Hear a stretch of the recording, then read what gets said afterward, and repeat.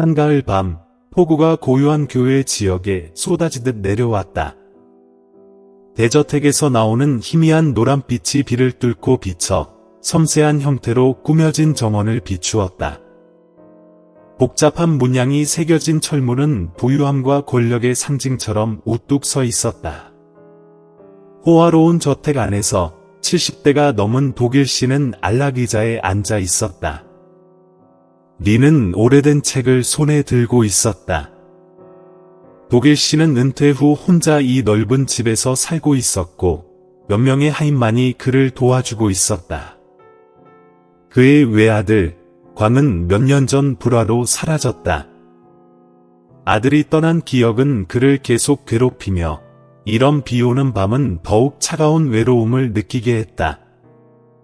거실 벽에는 광의 초상화가 걸려 있었다.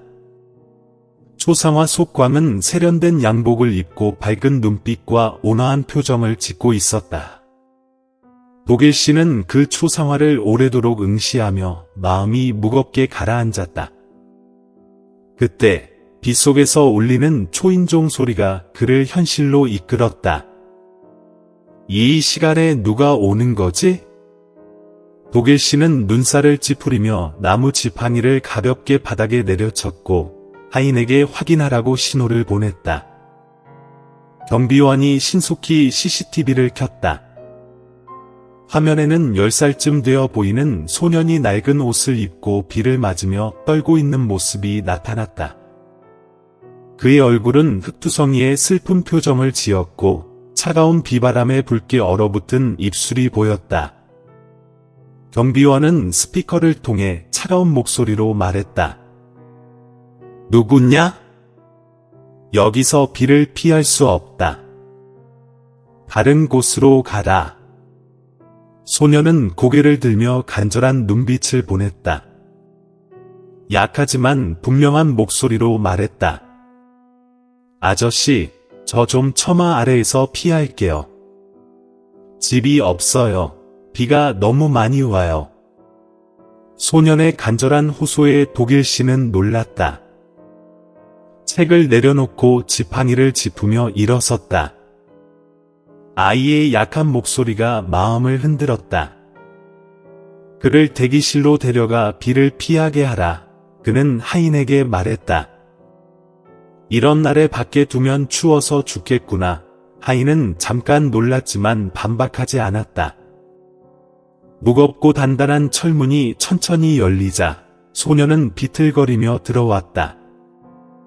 하인은 그를 집의 측면에 있는 돌로 포장된 길로 안내하며 정문을 더럽히지 않도록 했다. 하지만 소년의 눈은 거실의 큰 유리문에 비친 따뜻한 불빛을 향해 멈췄다. 그 눈빛은 놀라움과 간절함이 섞여 있었고 독일 씨는 그것을 무시할 수 없었다. 그를 여기로 데려와라. 그는 명령했다. 소년은 거실로 들어갔다. 그의 낡은 옷에서 물이 떨어져 대리석 바닥에 긴 자국을 남겼다. 하인이 말하려 했지만 독일 씨는 손짓으로 제지했다. 그만, 내가 그와 이야기할 것이다. 독일 씨는 소년을 위해서 아래로 살폈다. 소년의 여인 손이 떨리고 젖은 머리카락이 이마에 붙어 있었다. 너 이름이 뭐니? 이 깊은 밤에 비를 맞으며 길을 떠돈 이유가 뭐냐? 그가 물었다. 소년은 얼굴을 숙이며 작은 목소리로 대답했다. 저는 남이에요. 엄마는 일을 하러 갔고 저는 길을 잃었어요. 배고파요. 짧고 간단한 말이지만 그 속에 담긴 아픔은 독일 씨를 먹먹하게 만들었다. 그가 아무리 부유하고 권력이 있어도 그는 밖에서 고통받는 사람들을 오랫동안 돌보지 않았다는 사실을 깨달았다. 사람이여, 그가 하인에게 말했다. 저에게 따뜻한 우유 한 잔과 빵을 가져오게. 하인은 즉시 음식을 준비하러 갔다. 그동안 남은 방안을 둘러보았다. 그의 눈은 광의 초상화를 향해 멈췄다. 그것은 거실 한가운데에 걸려 있었다. 남의 눈빛은 갑자기 빛을 발하며 무엇인가 말하고 싶은 듯 했다. 독일 씨는 그 소년의 얼굴에서 변화를 감지했다. 너 뭐 보고 있니? 그는 부드러운 목소리로 물었다. 남은 대답하지 않고 초상화로 다가가 손가락으로 그것을 가리켰다. 저기요, 저건 제 아빠예요. 소년의 갑작스러운 말에 독일 씨는 말을 잃었다. 뭐라고? 그는 거의 믿을 수 없었다. 소년은 돌아서서 희망에 가득 찬 눈빛으로 그를 바라봤다. 엄마가 저게 제 아빠라고 했어요. 엄마가 저에게 사진을 보여주었어요. 엄마가 말했어요. 돈만 있으면 저를 외할아버지에게 데려간다고요. 독일 씨의 심장은 뛰기 시작했다. 그 소년이 광을 아빠라고 부른다면 그는 독일 씨의 손자일 것이다. 마른 몸의 흑투성이인 그 소년을 보며 독일 씨는 여러 해 전에 그와 연락이 끊어진 외아들을 떠올릴 수밖에 없었다. 정말이니? 독일 씨는 말끝이 흐려졌다. 남은 고개를 끄덕였다. 엄마가 맞아요. 아빠는 저기 있는 사람이라고 했어요. 소년의 말은 독일 씨에게 놀라움과 감동을 안겨주었다. 그 소년, 남은 그에게 있어 잃어버린 아들과의 마지막 연결고리일 수 있었다. 그의 마음속에서 아픔과 희망이 뒤엉켜 일어났다. 밖에서는 비가 여전히 쏟아지지만 방 안의 분위기는 마치 고요함에 잠긴 듯했다. 오늘 밤 운명은 그 소년과 노인을 만나게 하였고 예상치 못한 감동과 변화의 여정을 시작하게 했다. 소년 남은 거실에 있는 큰 초상화 앞에 서 있었다. 그의 눈은 촉촉해져 있었고 초상화 속의 모습은 어머니와의 기억을 떠올리게 했다. 독일 씨는 안락의자에 앉아 침착하려 애썼다. 나무 지팡이 위에 얹힌 그의 손은 미세하게 떨리고 있었다. 내가 말한 그 사람이 내 아버지라고 확실하니? 그는 감동으로 목소리가 갈라지며 물었다. 남은 고개를 끄덕이며 맑고도 깊은 슬픔이 담긴 눈빛으로 대답했다. 엄마가 그렇게 말했어요. 엄마는 저에게 이 사진과 비슷한 작은 사진을 보여주셨죠. 엄마는 돈이 생기면 저를 외할아버지에게 데려가겠다고 했지만 엄마는 저를 두고 떠나버렸어요. 독일 씨는 가슴이 짓눌리는 듯한 느낌을 받았다.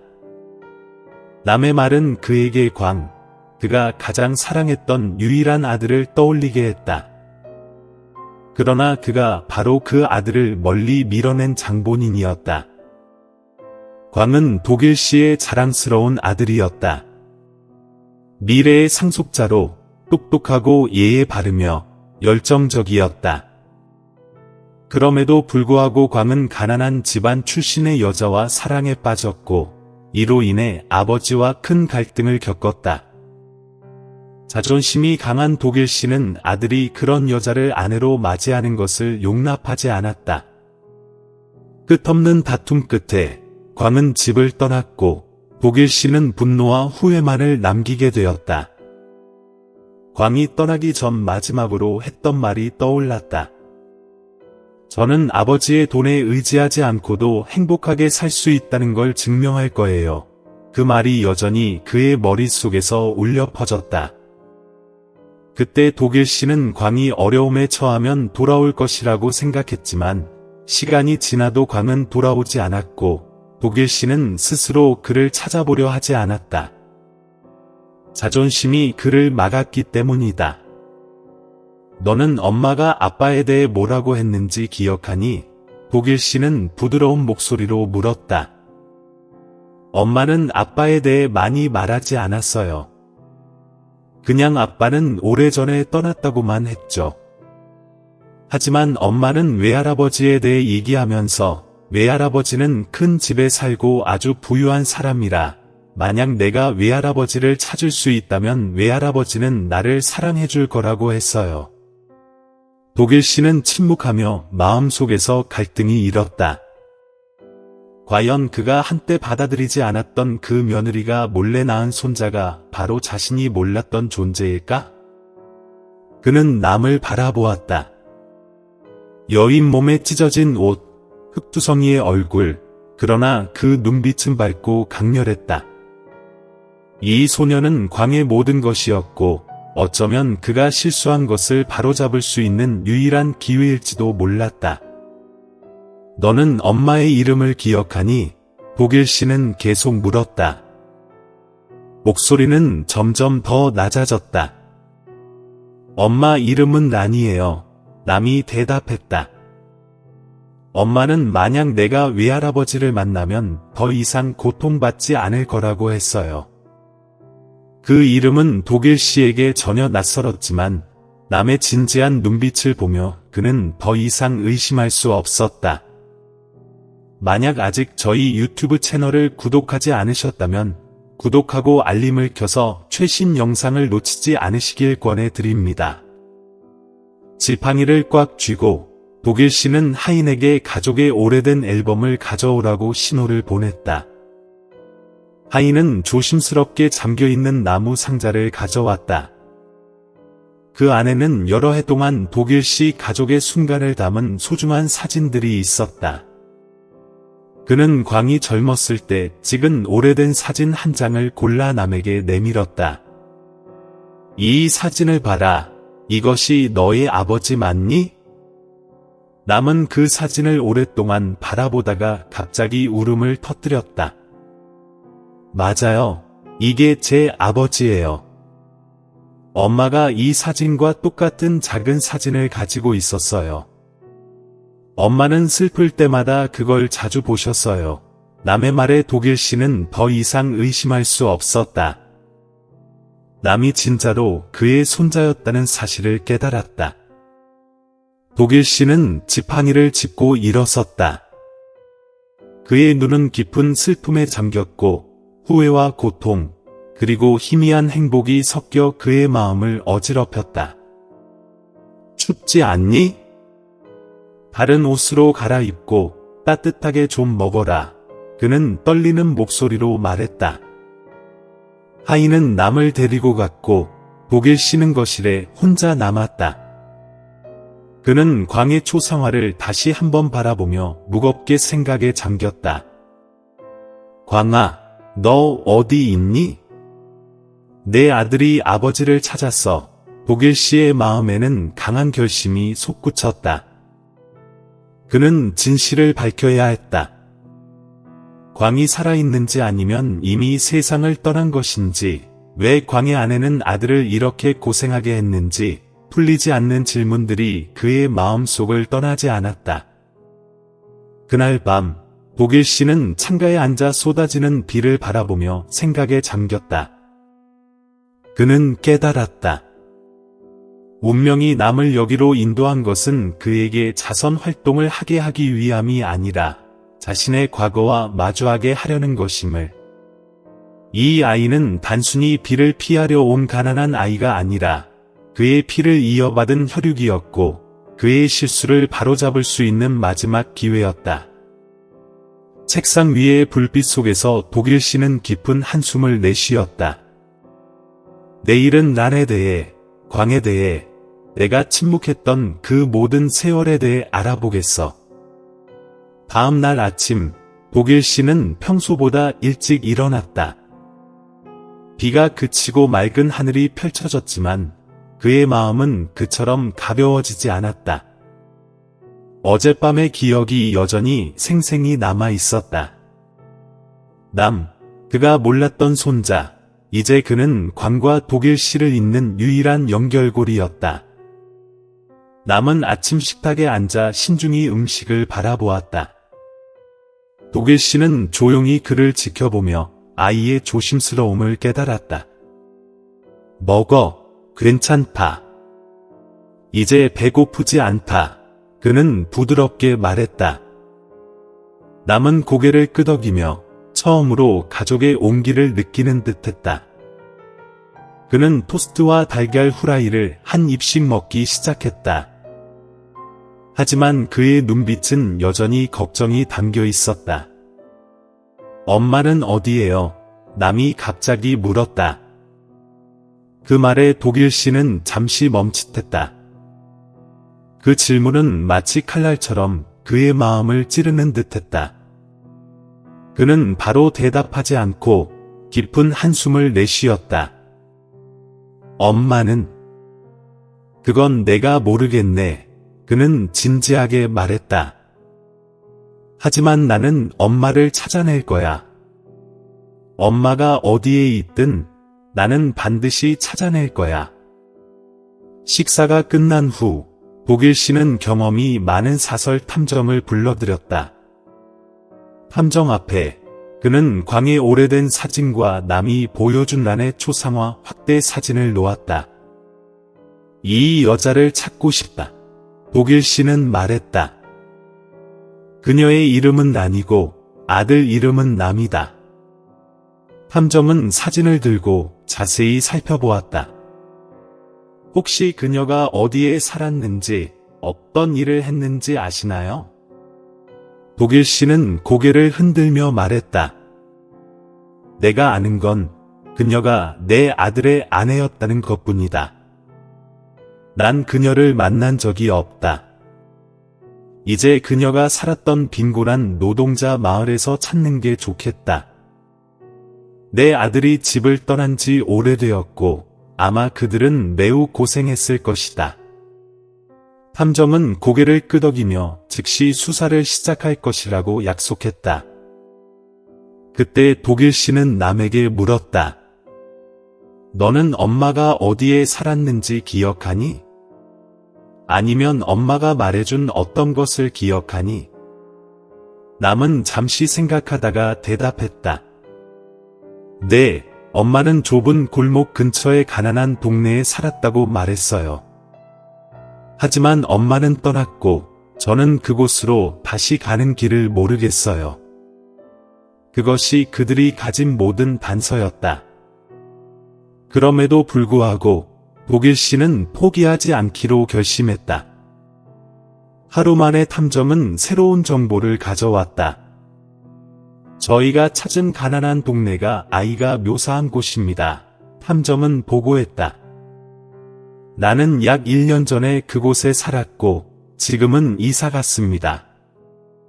주민들의 말에 의하면 그녀는 아들을 키우기 위해 여러 가지 힘든 일을 했다네요. 독일 씨는 미간을 찌푸리며 물었다. 왜 그녀가 이사 갔지?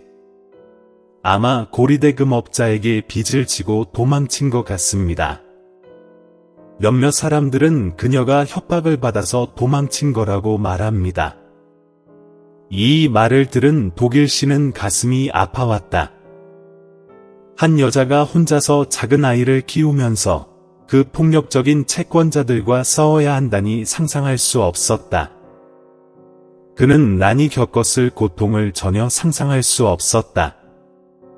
독일 씨는 란이 살던 옛 여관 동네로 가기로 결심하고 남을 데리고 갔다. 그곳은 열악한 환경으로 좁은 방들, 축축한 벽, 쓰레기가 마당 구석에 쌓여 있는 곳이었다. 그들이 여관 주인에게 묻자 주인은 한숨을 쉬며 말했다. 란이요? 그 아이는 참 착했어요. 하지만 너무 가난했죠. 하루 종일 일을 해도 아이를 먹여 살리기엔 돈이 부족했어요. 한 번은 고리대금업자들이 와서 협박하더니 란이 밤새 울더라고요. 그 후로 그녀는 사라졌어요. 월세도 안 내고. 저는 그냥 받아들였죠. 만약 아직 저희 유튜브 채널을 구독하지 않으셨다면 구독 버튼을 눌러주시고 알림벨을 켜두셔서 저희가 새로 올리는 영상을 놓치지 않도록 하세요. 남은 그 말을 듣고는 눈물을 흘리기 시작했다. 엄마가 빚을 졌다고요? 왜 엄마는 그걸 나한테 말하지 않았죠?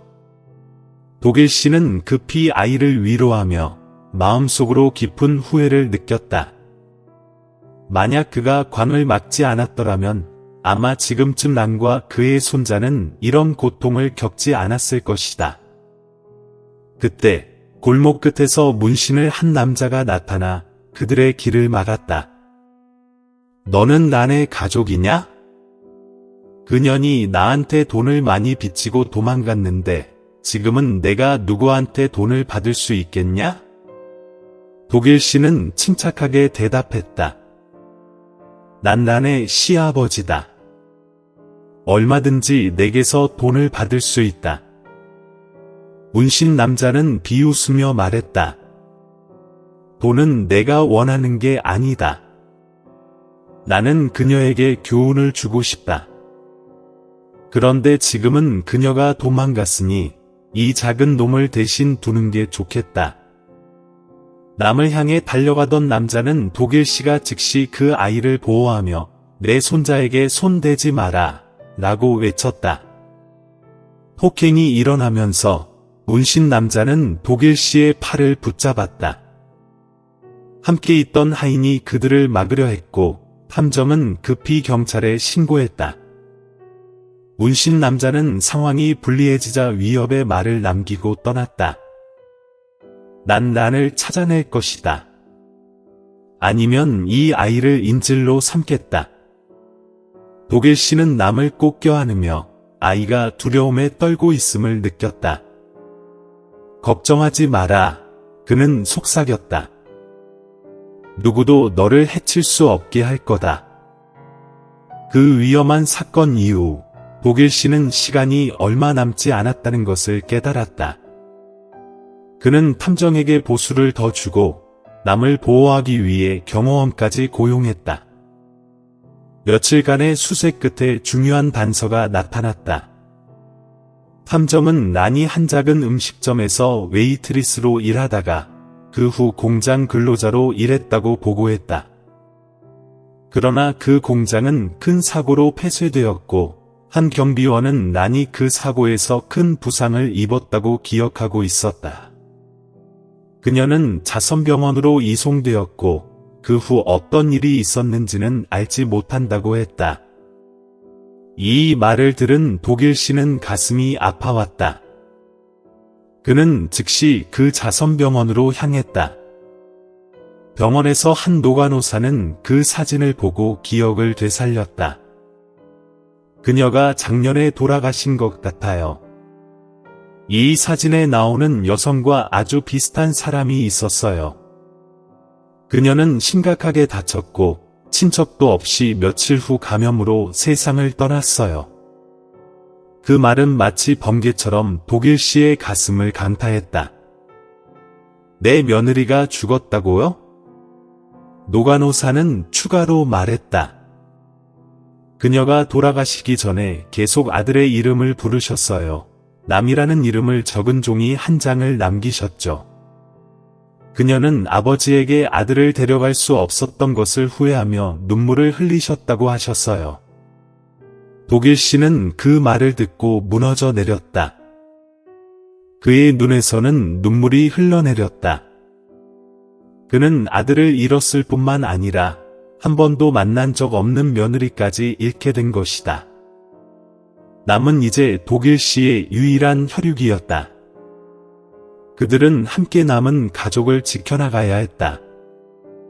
집으로 돌아온 독일 씨는 남에게 엄마가 이미 세상을 떠났다는 사실을 전했다. 남은 흐느끼며 울었고 눈물이 비처럼 쏟아졌다. 엄마는 다시 올 거라고 약속했어요. 엄마는 저를 버리고 떠났어요. 독일 씨는 남을 꼭 껴안으며 눈물을 흘렸다. 미안하다, 남아. 내가 잘못했다. 나는 너희 엄마를 구할 수 없었지만 이제는 너를 지킬 거다. 너는 내 유일한 혈육이니까. 넓은 저택에서 가장 큰 상실을 겪은 두 사람은 이제 서로에게 유일한 의지가 되어 살아갈 길을 찾았다. 그들의 탐색 여행은 고통 속에서 끝났지만 동시에 희망의 빛을 비추기 시작했다. 난의 죽음에 대한 사실을 알게 된 후 독일 씨의 집안 분위기는 어느 때보다 더 침울해졌다. 독일 씨는 대부분의 시간을 남과 함께 보내며 두 사람 모두가 겪은 고통을 조금이나마 덜어주려고 애썼다. 아직도 충격과 슬픔 속에 있던 남은 점차적으로 그의 외할아버지에게 위안을 얻기 시작했다. 그날 아침 독일 씨는 남을 데리고 저택 뒤쪽의 정원으로 갔다. 그곳에서 흰 꽃들이 흐릿한 햇빛 속에서 만개하고 있었다. 그는 하나의 나무를 가리키며 말했다. 너의 아버지는 흰 꽃을 매우 좋아했어. 내가 슬퍼할 때마다 나는 그를 데리고 여기 와서 둘이서 얘기를 나누었지. 남은 조용히 듣고 있었으며 그의 눈에 눈물이 맺혔다. 엄마도 흰 꽃을 좋아했어요. 그는 속삭였다.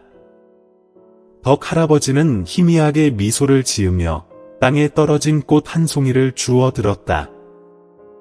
알아, 너는 아버지를 많이 닮았어. 너의 눈빛, 모든 것을 바라보는 그 방식.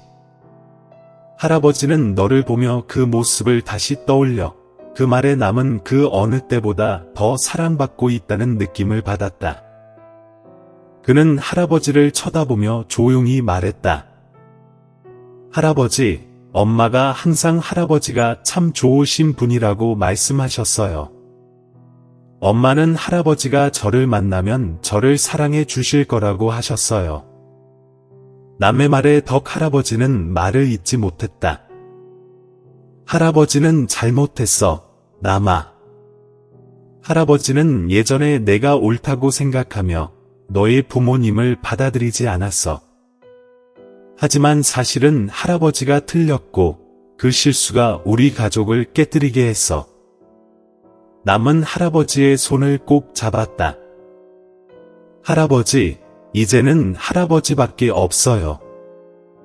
할아버지가 슬프지 않게 할게요. 잘할게요. 열심히 공부해서 할아버지가 기뻐하게 할게요. 덕 할아버지는 감동했다. 그는 남의 손을 꽉 쥐었다. 그 순간 두 사람은 과거의 아픔에도 불구하고 더 나은 미래를 위해 함께 할 기회가 있다는 것을 깨달았다. 일주일 후, 덕 할아버지는 남을 학교에 데려가기로 결심했다. 그는 남이 최고의 교육을 받을 수 있는 유명한 사립학교를 선택했다. 첫 등교날, 남은 새 교복을 입고 학교 큰 문 앞에 섰다. 그는 주위를 둘러보며 같은 또래 친구들이 뛰어놀고 있는 모습을 보며 망설였다. 덕 할아버지는 남의 어깨에 손을 얹으며 부드럽게 말했다. 걱정 마. 금방 친구들과 친해질 거야.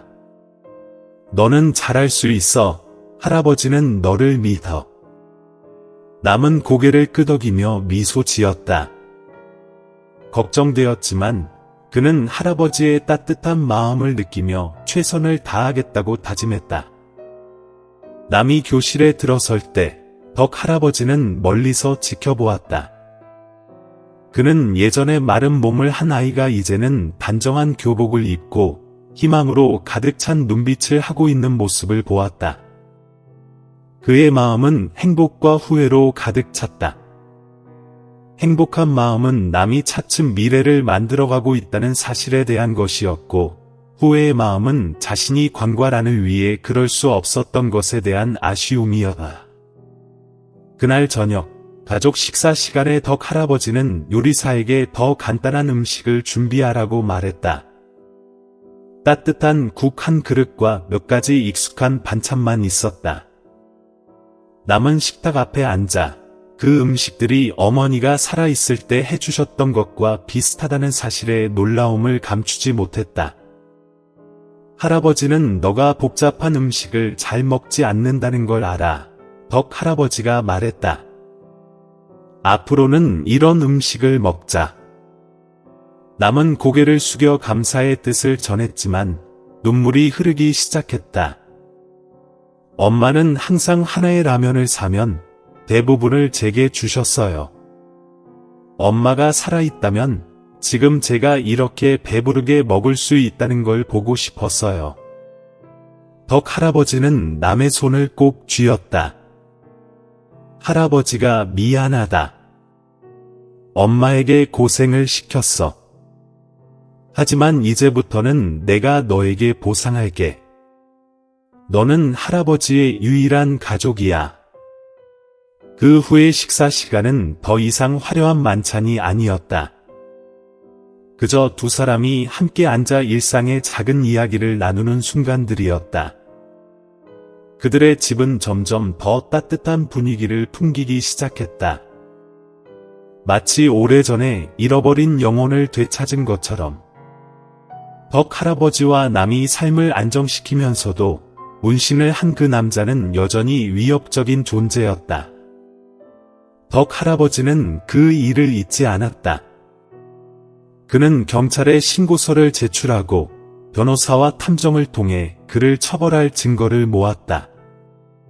얼마 지나지 않아 경찰은 그 남자를 협박과 범죄 활동에 연루된 혐의로 체포했다. 그 남자가 경찰차에 실려 멀리 가는 모습을 보면서 덕 할아버지는 마음이 가벼워졌다. 드디어 위협이 사라졌기 때문이다. 어느 오후 거실에 앉아있던 남은 벽에 걸린 가족 사진들을 주의 깊게 바라보았다. 그는 한 장의 사진을 가리키며 물었다. 할아버지, 이 사진은 엄마 맞죠? 옛날에 엄마가 할아버지랑 같이 살 때 행복했어요? 덕 할아버지는 그 사진을 바라보며 기억을 떠올렸다. 그렇지, 엄마는 정말 착하고 열심히 일하는 여자였어. 할아버지는 엄마를 많이 사랑했지만 아버지를 받아들이지 않았던 게 실수였어. 그것 때문에 우리 가족이 깨졌어. 남은 할아버지 옆에 조용히 앉아 할아버지 마음속 깊은 후회를 느꼈을 것이다. 만약 아직 저희 유튜브 채널을 구독하지 않으셨다면 구독하고 알림을 켜서 최신 영상들을 놓치지 않도록 하시길 권해드립니다. 할아버지, 엄마는 아마 할아버지에게 화내지 않으실 거예요. 엄마는 할아버지가 좋은 사람이라고 말씀하셨거든요. 할아버지가 아빠에게 최선을 다하려고 하신 거라고요. 남의 말에 덕 할아버지는 마음이 풀리는 것을 느꼈다. 그는 과거의 실수를 반복하지 않겠다고 마음속으로 다짐했다. 난의 제사 첫날, 덕 할아버지와 남은 저택의 기도실에서 작은 제단을 마련했다. 제단 위에는 난의 확대된 사진과 남이 고른 흰 꽃다발이 놓여 있었다. 남은 제단 앞에 무릎을 꿇고 어머니에게 향을 피웠다. 그는 조용히 말했다. 엄마, 저 잘할게요. 공부도 열심히 하고 착하게 살게요. 엄마, 걱정 마세요. 저는 할아버지와 잘 살게요. 덕 할아버지는 남 옆에 서서 눈물이 뺨을 타고 흐르고 있었다. 그는 란의 사진을 바라보며 속삭였다.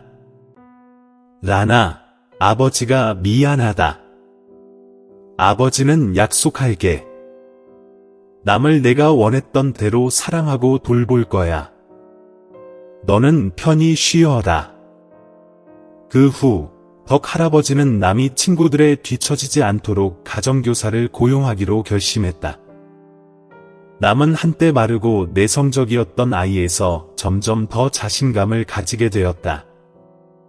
그는 새로운 환경에 잘 적응하고 눈빛은 점차 밝아지며 밝은 미래를 향한 희망으로 가득 차게 되었다. 저녁 노을 속에서 남은 할아버지의 어깨에 머리를 기대고 오랫동안 알지 못했던 안전함을 느끼고 있었다. 그는 눈을 감고 조용히 말했다. 할아버지, 저 할아버지 사랑해요. 엄마도 제가 할아버지와 함께 있는 걸 보면 기뻐하실 거예요. 덕 할아버지는 아무 말 없이 남의 머리를 쓰다듬으며 저녁 노을 속에 물든 정원으로 시선을 돌렸다. 그의 마음은 감정으로 가득 차 있었다. 남에게 보상할 기회가 있다는 감사함과 자신이 아들과 며느리를 구할 수 없었던 후회가 교차하고 있었다. 그 후 몇 주 동안 덕 할아버지는 남을 위해 최적의 환경을 만들기 위해 생활을 재정비했다. 남은 새로운 생활에 빠르게 적응하며 학교 공부와 가정교사의 추가 학습을 병행했다. 어느 날 아침, 덕 할아버지가 남을 학교에 데려가려고 준비하고 있을 때 남은 문 앞에서 작은 흰 꽃다발을 들고 서 있었다. 남은 할아버지를 보고 조용히 말했다. 이 꽃을 엄마에게 바치고 싶어요. 엄마가 저를 잘 따라올 수 있도록 기도하고 싶어요. 덕 할아버지는 고개를 끄덕이며 남을 기도실로 이끌었다. 두 사람은 란의 사진 앞에 서서 촛불이 반짝이는 가운데 눈물이 두 사람의 뺨을 타고 흘러내렸다. 덕 할아버지는 조용히 속삭였다. 란아, 아버지가 남을 잘 돌볼 거야. 내가 편히 쉬어. 남은 무릎을 꿇고 손을 모아 기도했다. 엄마, 저 착하게 살게요. 엄마가 슬프지 않게 할게요. 저는 할아버지와 함께 있어 할아버지가 더 이상 외롭지 않게 할 거예요. 그 순간은 두 사람의 치유 여정에서 중요한 부분이 되었다. 난을 잃었지만 그녀의 사랑은 그들 마음속에서 살아남아 앞으로 나아갈 길을 밝히는 등불처럼 빛났다. 어느 날, 덕 할아버지가 작업실을 청소하던 중 가족의 추억이 담긴 오래된 나무 상자를 발견했다. 그 안에는 어렸을 적 콘의 사진이 있었다. 그는 남을 부르고 사진을 보여주며 말했다. 이게 내 아버지가 어렸을 때야. 옛날에 내 아버지는 아주 활동적이었고 항상 정원에서 뛰어놀았지. 남은 사진을 들고 아버지를 유심히 바라보았다. 저랑 정말 닮았죠, 할아버지? 정말 아주 많이 닮았구나. 아버지의 밝은 눈과 긍정적인 시선을 그대로 물려받아서 아버지에 대한 이야기는 남이 자신의 가족에 대해 더 깊이 느끼게 해주었다. 그는 더 이상 혼자라는 생각을 하지 않았다. 이제 그는 어머니를 사랑했던 아버지가 있었고 할아버지가 자신을 전적으로 돌보고 있다는 사실을 알게 되었기 때문이다. 시간이 지나면서 덕 할아버지는 남이 과거의 가족들이 가졌던 습관에 익숙해지도록 도왔다. 그들은 함께 정원에서 새로운 꽃들을 심고 주말에는 함께 요리도 했다. 어느 날 오후 두 사람이 흰 장미를 심고 있을 때 남이 손을 멈추고 물었다. 할아버지, 엄마는 예전에 흰 장미를 정말 좋아하셨죠? 그렇지, 엄마는 장미를 참 좋아했어. 꽃이 피면 엄마는 자주 여기 앉아서 몇 시간 동안 꽃들을 바라보았지. 엄마는 언젠가 흰 꽃이 순수함과 맑은 사랑을 상징한다고 말했었어. 남은 부드럽게 미소 지으며 방금 심은 꽃들 위에 손을 올렸다. 앞으로 흰 장미를 볼 때마다 엄마를 떠올릴 거예요. 엄마가 하늘에서 저와 할아버지가 행복하게 사는 걸 보고 웃고 계실 거예요. 남의 말에 덕 할아버지는 깊은 감동을 받았다. 그는 난이 없지만 난이 여전히 그와 남을 이어주는 끈이자 두 사람이 더 밝은 미래를 향해 나아가도록 하는 힘이 된다는 것을 깨달았다. 비록 삶이 점차 안정되어 가고 있었지만 덕 할아버지는 여전히 남의 미래에 대해 걱정하고 있었다. 어느 날 그는 남을 작업실로 불러 앉히고 말했다. 남아, 할아버지는 너에게 이런 말을 하고 싶어. 어떤 일이 있더라도 할아버지는 항상 너를 지킬 거야. 하지만 할아버지는 너에게 강하고 독립적인 사람이 되도록 가르치고 싶어. 나중에 너는 스스로 걸어갈 수 있어야 해. 남은 할아버지를 바라보며 결연한 눈빛을 보였다. 할아버지, 저 할아버지를 실망시키지 않도록 최선을 다할게요. 할아버지가 항상 저를 자랑스럽게 여기실 수 있도록 노력할게요. 덕 할아버지는 고개를 끄덕이며 미소를 지었다. 할아버지는 이미 너를 자랑스럽게 생각하고 있어. 너는 진정한 가족의 의미를 보여줬고, 나는 내가 미래에 정말 멋진 일을 할 거라는 걸 알고 있어. 시간이 흐르면서 남은 뛰어난 학생이 되었고, 학급에서 항상 선두를 달리며 친구들과 선생님들의 사랑을 받았다. 남이 빛나는 모습을 볼 때마다 덕 할아버지는 마음속 깊이 따뜻함을 느꼈다. 어느 날 저녁, 남이 책상에 앉아 공부하는 모습을 덕 할아버지는 조용히 지켜보고 있었다. 예전에 마르고 내성적이었던 아이는 이제 강하고 의지가 넘치는 소년이 되어 있었다. 덕 할아버지는 속으로 생각했다. 권, 란, 너희들이 안심해도 돼. 남은 아주 잘 자라고 있어.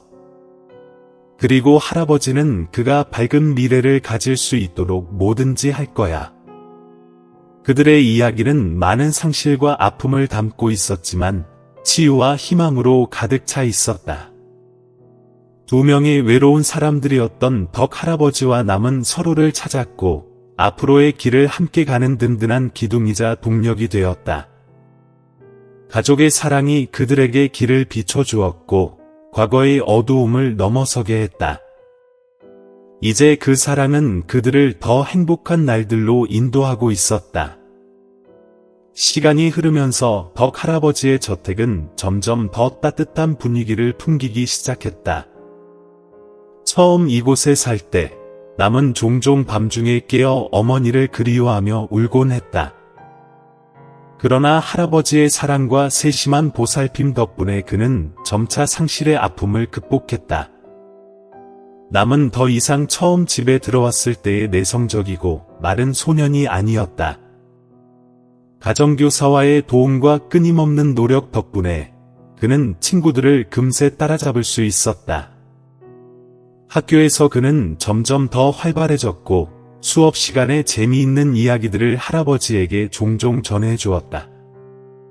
어느 저녁, 두 사람이 서재에 앉아 있을 때 남은 망설이며 말했다. 할아버지, 저는 열심히 공부해서 나중에 의사가 되고 싶어요. 제가 의사가 되어 어머니처럼 가난한 사람들을 돕고 싶어요. 저희 유튜브 채널을 아직 구독하지 않으셨다면 구독과 알림 설정을 해 두시길 권장드립니다. 최신 영상들을 놓치지 않으시게 될 것입니다. 덕 할아버지는 고개를 끄덕이며 자랑스러운 표정을 지었다. 내가 꿈꾸는 일을 해라. 할아버지는 항상 너를 응원할 거야. 너는 우리 가족의 미래니까. 란의 첫 번째 기일날, 덕 할아버지와 남은 작은 제사를 올렸다. 제단 위에는 란의 사진이 정갈하게 놓여 있었고 그 옆에는 남이 직접 꽂은 흰 꽃다발이 있었다. 남은 향을 피우며 무릎을 꿇고 어머니의 사진 앞에서 속삭였다. 엄마, 나 엄마가 그리워. 나는 열심히 공부하고 착하게 살게. 엄마가 하늘에서 편안히 지낼 수 있도록. 할아버지가 나를 많이 사랑해. 엄마 걱정하지 마. 덕 할아버지는 옆에서 눈물이 맺힌 눈으로 란의 사진을 바라보며 깊은 후회에 빠졌다. 란아, 아빠가 처음부터 너를 받아들이지 않은 건 잘못이었어. 하지만 이제부터 남을 잘 돌보면서 내가 겪었던 상처를 조금이라도 보상할 거야. 제사를 마친 후 두 사람은 정원으로 나갔다. 흰 꽃들이 만개한 곳에서 남은 한 송이를 따서 어머니의 제단에 올리며 어머니에게 좋은 삶을 살겠다고 다짐했다. 남이 집에 들어오고 난 후 덕 할아버지의 삶도 변했다. 외롭고 냉랭한 대저택에서 살던 할아버지는 이제 손주가 성장하는 모습을 지켜보는 헌신적인 할아버지가 되었다. 주말마다 남을 데리고 정원에서 놀며 예전 가족들의 이야기, 남이 한 번도 만나본 적 없는 아버지 콘에 대한 이야기를 종종 해주었다. 엄마는 내 아버지가 정말 훌륭한 분이라고 했었어. 남이 한 번, 두 사람이 정원 벤치에 앉아 있을 때 말했다. 덕 할아버지는 깊은 생각에 잠기며 말했다. 내 아버지는 강하고 결단력이 있었어. 하지만 내 고집 때문에 내 아버지는 집을 떠나게 되었지. 할아버지는 내가 그런 아픔을 겪지 않기를 바란다. 남은 듣고 그 눈에는 깊은 공감이 가득했다. 할아버지, 저는 엄마와 아빠가 할아버지를 사랑했을 거라고 생각해요. 아마 엄마도 할아버지를 용서하셨을 거예요. 남의 말에 덕 할아버지는 마음이 가벼워짐을 느꼈다. 마치 남이 그에게 새로운 힘을 주는 듯 남은 그에게 남은 인생을 살아갈 이유를 다시 주었다. 시간이 지나면서 남은 점점 더 성장했다. 그는 단지 공부를 잘할 뿐만 아니라 매우 사교적이고 친구들과 선생님들에게 사랑을 받았다. 덕 할아버지는 멀리서 그가 친구들과 뛰어노는 모습을 보며 늘 행복하고 자랑스러워했다. 어느 날 남이 학교에서 돌아와 거실로 뛰어들며 말했다. 할아버지, 오늘 수학 시험에서 반에서 제일 높은 점수를 받았어요. 선생님도 저를 열심히 공부한다고 칭찬하셨어요. 덕 할아버지는 미소를 지으며 남을 품에 안았다. 정말 잘했구나. 남, 할아버지는 내가 멋진 일을 할 거라고 믿었어. 햇살 가득한 오후, 두 사람은 베란다 벤치에 앉아 푸르른 정원을 바라보았다. 남은 할아버지의 어깨에 기대며 부드럽게 말했다. 할아버지, 저 할아버지를 사랑해요. 할아버지를 찾을 수 있어서 정말 감사해요. 이제는 엄마도 기뻐하고 있을 거예요. 더 이상 혼자가 아니니까요. 덕 할아버지는 그의 머리를 쓰다듬으며 미소 지었다. 할아버지도 사랑한다. 남, 너는 내 전부야. 엄마는 하늘에서 우리가 행복하게 사는 모습을 보고 웃고 있을 거야. 운명의 그 밤, 두 외로운 영혼이 서로를 찾았다. 덕 할아버지는 가족의 사랑을 되찾았을 뿐만 아니라 아들과 며느리를 위해 할 수 있었던 사랑을 손자에게 주기로 다짐했다. 덕 할아버지와 남의 이야기는 깊은 교훈을 남긴다. 인생에 많은 상실이 있고 피할 수 없는 고통이 있지만 사랑과 공감은 모든 상처를 치유할 수 있다는 것이다. 저녁 노을 속에서 두 사람은 함께 앉아 조용히 해가 지는 모습을 바라보았다. 앞에 놓인 미래는 길고 그들은 함께 그 길을 걸어갈 것이다. 모든 것을 잃었던 한 노인은 사랑의 의미를 되찾았고 어머니를 잃은 소녀는 진정한 가족을 찾았다. 그들은 상처 속에서 사랑을 소중히 여기며 사랑이 남긴 빛이 남아있는 이들에게 길을 비추리라는 것을 깨달았다.